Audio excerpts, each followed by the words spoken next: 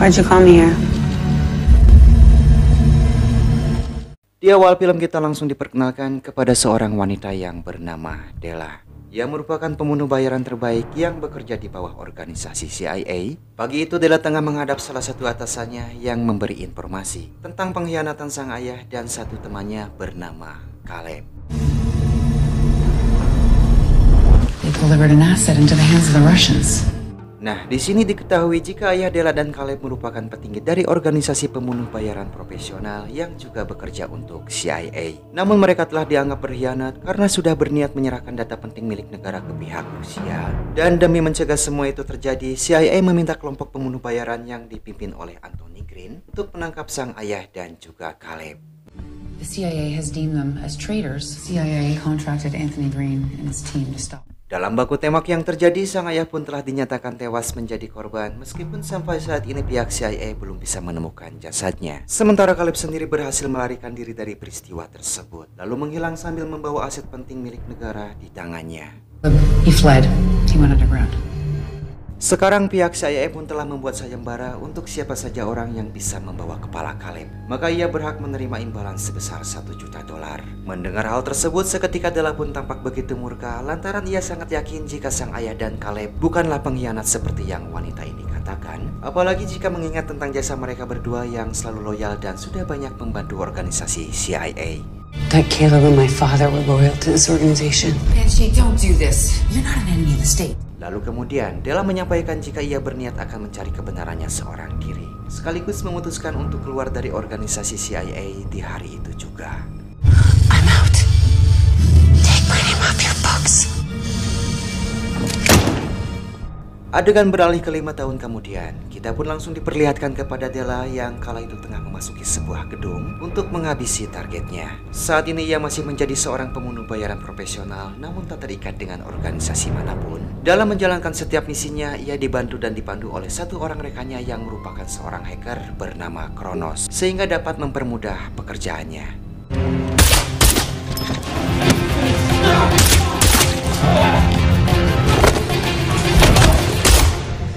Namun ketika Della sudah berada di dalam lift, tiba-tiba Kronos mengatakan kalau dirinya mulai kehilangan kendali. Dan tak lama kemudian lift pun seketika langsung menuju ke lantai 50.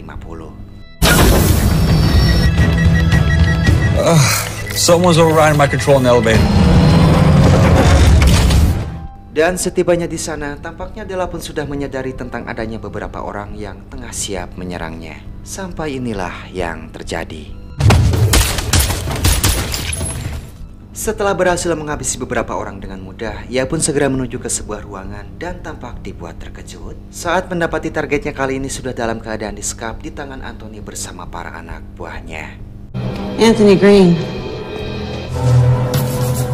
It's been a minute. You took my kill.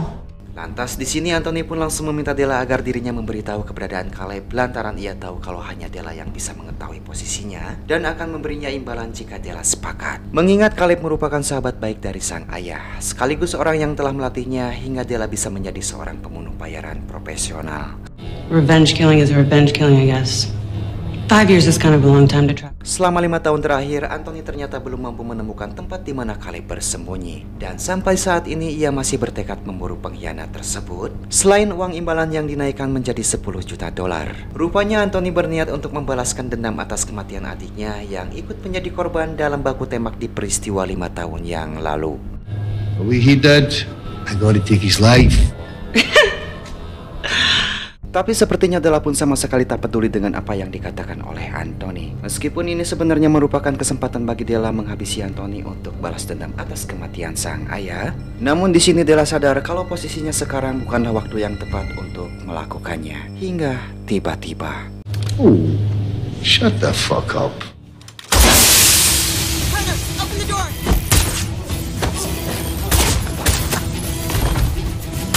Anthony's on the move. I'm trying to stop him. You hear me? She's on her way down. Dengan dibantu oleh rekannya Kronos, Della pun dapat mengetahui pergerakan para musuh, sekaligus bisa dengan mudah menghabisi sebagian dari mereka, untuk kemudian segera bergegas pergi meninggalkan tempat tersebut.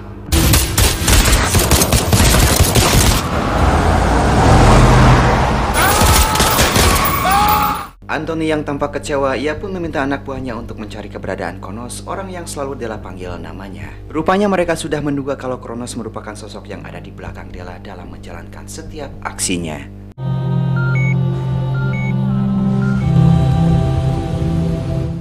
Di tengah perjalanan, Della meminta Kronos untuk melacak di mana keberadaan Caleb saat ini. Lantas Della pun memberi beberapa petunjuk yang lebih spesifik mengenai apa saja tentang Caleb. Salah satunya yaitu niat Caleb dulu yang bercita-cita memiliki sebuah bar dan tinggal di tempat terpencil bernama Wellburg. Hingga Kronos pun bisa menemukan beberapa riwayat catatan yang mengarah ke Caleb, di mana Della pun langsung merasa yakin dan segera menuju ke alamat yang dimaksud. CIA has to say. Named the Old Well Tavern. That's it. That's fucking him. Take me. Dan kita pun akan diperlihatkan dengan kehidupan Caleb yang sudah jauh berbeda dari sebelumnya. Rupanya benar sekarang ia sudah memiliki sebuah bar, juga tinggal di rumah yang berada di tempat terpencil bersama anak sematawayangnya bernama Hailey. Another shot.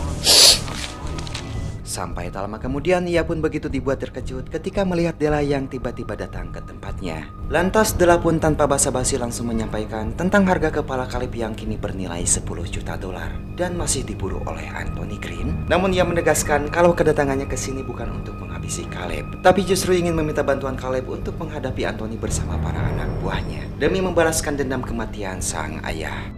Well, that thing's pretty good. Anthony Green is gunning for you, and I can't handle his army alone. Gonna let him get away this time. Kemudian Caleb pun membawa Della menuju ke rumahnya dan langsung disambut oleh Hailey sambil menodongkan senpi ke arah Della. Lantas Caleb pun menyuruh agar anaknya ini segera menurunkan senpi di tangannya dan menjelaskan kalau Della merupakan teman lamanya. Di rumah, Caleb pun kembali menjelaskan kepada Hailey kalau Della ini hanyalah sebatas rekan kerja di sebuah perusahaan konstruksi. Sehingga bisa disimpulkan jika selama ini Caleb telah menyembunyikan kepada anaknya tersebut mengenai siapakah dia sebenarnya. Namun meskipun begitu, Caleb tak lupa juga melatih Hailey sebagaimana ia mendidik Della dulu. Lantaran ia sadar kalau suatu saat nanti Hailey akan membutuhkannya. Interesting because it's very similar to how you trained me. Makes sense. But she said hello, come. Sementara itu Kronos tampak dibuat terkejut ketika melihat Anthony bersama para anak buahnya yang tiba-tiba datang ke tempat persembunyiannya. Kemudian di sini Anthony pun langsung menyodorkan uang sebesar $1 juta jika dirinya bersedia memberitahu keberadaan Della dan Caleb. Sekaligus mengancam akan memberikan dia sebuah penderitaan yang tak terbayangkan andai Kronos sampai berani menolak kesepakatan dengannya. Convenient for me? Or you for hours? Dan karena merasa takut, akhirnya ia pun memutuskan untuk mengkhianati Della. Kemudian memilih bekerja sama dengan Anthony, serta langsung memberikan alamat di mana Della dan Caleb berada saat ini. Let's make this deal.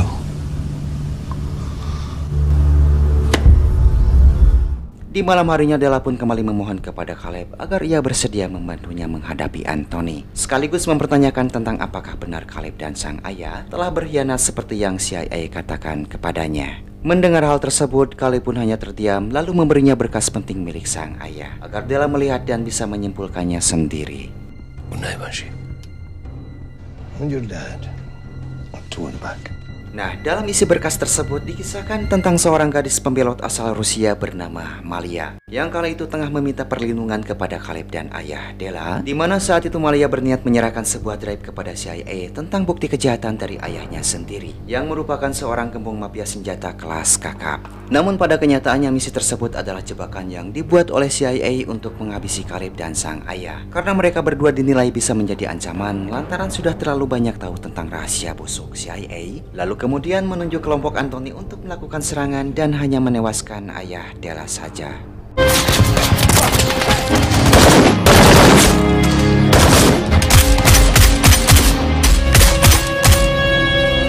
My father had been shot, and Anthony's brother had been.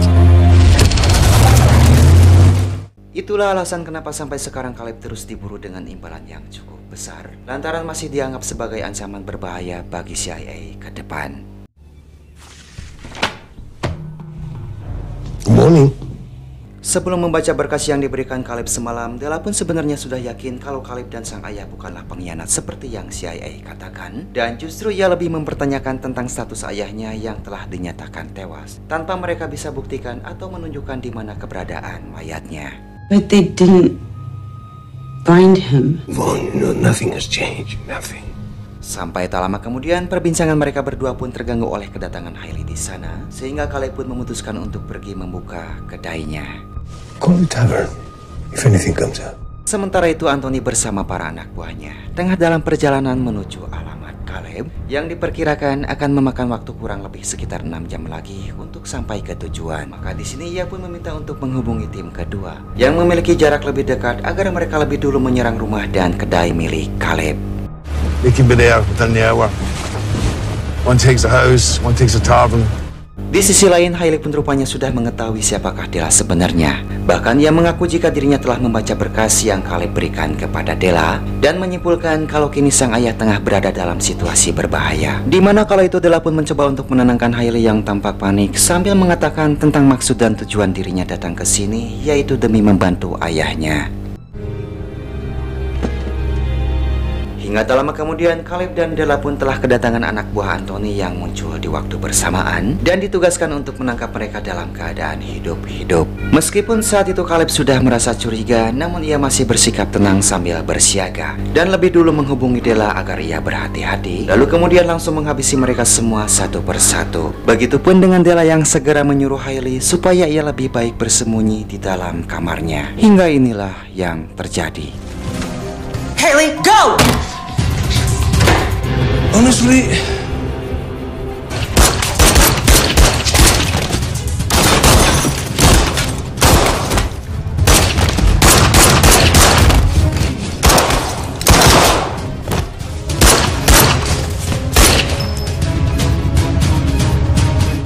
Della pun masih berusaha keras untuk menghadapi anak buah Anthony yang tersisa, disusul oleh kedatangan Caleb di sana, di mana ia pun langsung menuju kamar sang anak. Setelah mendengar teriakannya dan malah harus terkena tembakan tepat di bagian dadanya.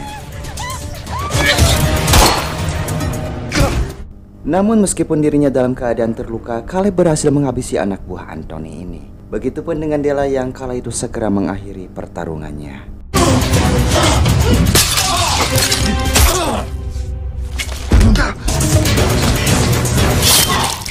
Dari kejadian tersebut, sepertinya Caleb sudah tak mampu lagi untuk bertahan. Dalam keadaan sekarat, ia pun meminta Della agar menjaga anak semata wayangnya ini. Begitupun dengan Hailey yang sekarang harus mengikuti arahan Della. Hingga pada akhirnya, Caleb pun tutup usia tepat di pelukan Hailey.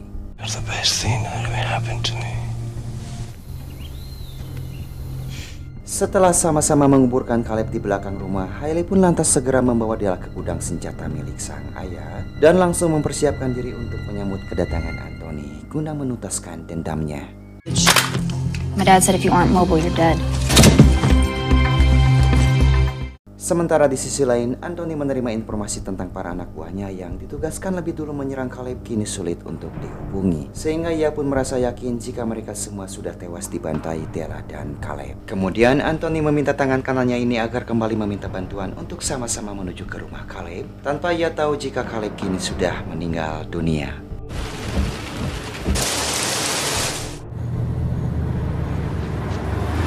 Singkatnya, Anthony dan semua para anak buahnya pun kini sudah tiba tepat di halaman rumah Caleb. Begitupun dengan Della dan Hailey yang juga tengah memantau pergerakan mereka dari atas. Kemudian Anthony pun membawa Kronos dan mengancam akan menghabisinya jika Della tak menyerahkan diri. Namun Kronos mengatakan agar Della lebih baik tak memperdulikannya, sekaligus memintanya untuk segera menghabisi Anthony. Sampai inilah yang terjadi.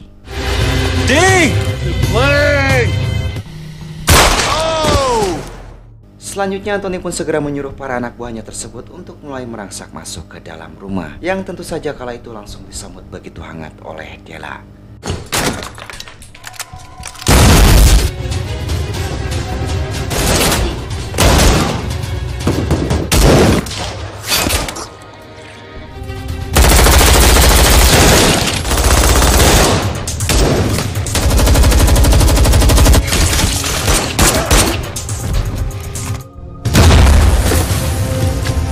Duet maut antara Della dan Hailey telah berhasil menghabisi satu persatu anak buah dari Anthony. Namun sialnya Della pun harus mengalami luka di bagian lengan ketika melakukan pertarungan jarak dekat.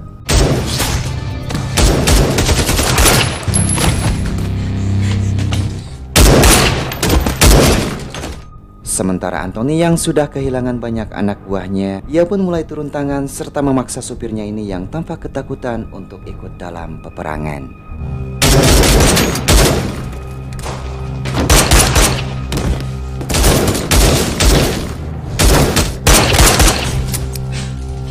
Sebuah kesempatan, Anthony bersama para anak buahnya berhasil membuat Della terkejut, di mana saat itu ia pun langsung meminta mereka untuk mengejar Hailey yang tiba-tiba muncul di sana.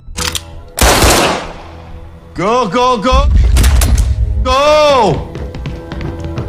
Anthony yang masih belum tahu jika Caleb sudah tewas, ia pun masih menanyakan di mana keberadaannya. Begitupun dengan Della yang menanyakan tentang kematian sang ayah yang hingga saat ini pihak CIA belum bisa menemukan mayatnya. Namun karena sama-sama tak mendapatkan jawaban yang diinginkan, akhirnya mereka pun memutuskan untuk baku hantam.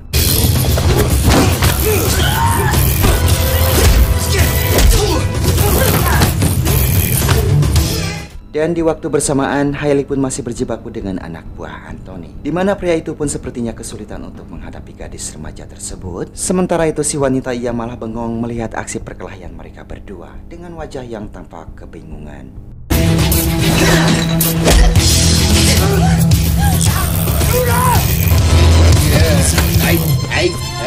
Hingga tak lama kemudian, di sini Hailey pun berhasil menghabisi 2 orang anak buah Anthony tersisa. Namun di sisi lain, Anthony mampu membuat Della tak berkutik lantaran ia sudah merasa mulai kehabisan tenaga akibat luka yang dideritanya. Sampai tiba-tiba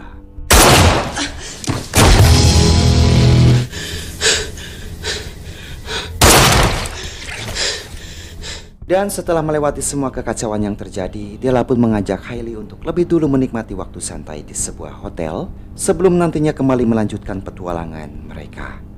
Lalu film pun tamat. There's nothing I'd rather do. For now, let's just get a cocktail, a steak, and a hotel room.